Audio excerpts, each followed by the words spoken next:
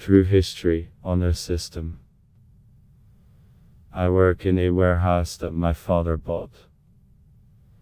He offered it for 25% of its fee from a farmer who appeared very excited to get rid of it. It is positioned in the coronary heart of Mennonite country, with no neighbors for a half a mile around. Look out the window and you may see cornfields and stunted trees. Cellular service. Forget about it. I work right here alone, portray and making ready the front of the workplace for feasible functionality. To get to the predominant office, you need to go through the hall from the foremost warehouse to the secondary office, and then through any other door to the front. I frequently hear thuds, and on occasion I go into the warehouse and sense the air moving. However, I have usually attributed this to drafts and animal existence on the roof. The sole element that has ever made me fear about a constructing is the truth that all the door locks are upside down. The individual who established these locks are no longer supposed to hold humans up, they had meant to hold something inside. I used to be in the ready room when I heard a thud.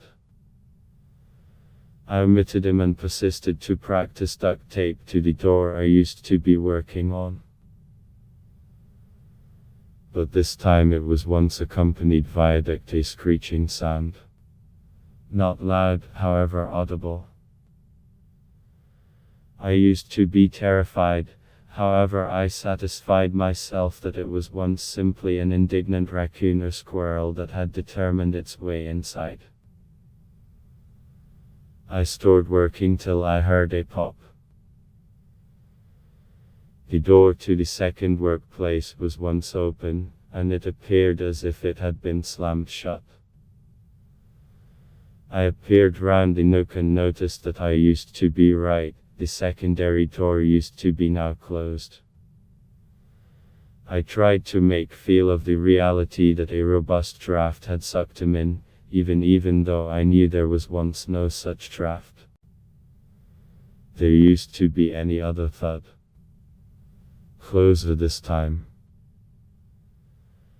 I'd by no means been in a position to get shut to it, however now it sounded like it used to be proper on the different aspect of the door. I froze, no longer appreciating what used to be happening.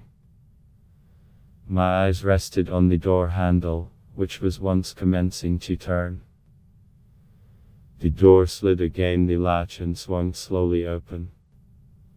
Wider and wider. There is nothing there. Nothing visible, no motion of air, simply silence. So quiet. A silence that appeared to crush me with its presence, a silence so thick that I could not breathe. The silence used to be broken when the screeching started again. This time it was once truly a man. Suffering, angry, and coming from the predominant warehouse. The door slammed shut. This totally destroyed my frozen, horrifying state. I ran. I received in the automobile and drove till I used to be in very of the digital camera to name my father. He did not agree with a phrase about closing doors, however he agreed that there was once something ordinary about this building. He informed me he used to be coming out. Fast ahead half of an hour. My father and I met and drove lower back to the warehouse. I confirmed in the door, which slammed shut, displaying that it was once separated from the foremost workplace and the predominant warehouse, so no draft may want to shut it. I informed him about the thuds, the screeching, and the surprising silence that had taken preserve of the building. He determined we have to take a look at the important warehouse. Encouraged with the aid of his presence, I went forward. Something you ought to understand about this warehouse: it used to be a fixtures manufacturing website owned by means of a Mennonite farmer. They made handmade chairs, tables, etc. Because of all the cuts that went on, the ground is thick with dust. We entered the warehouse and noticed nothing unusual.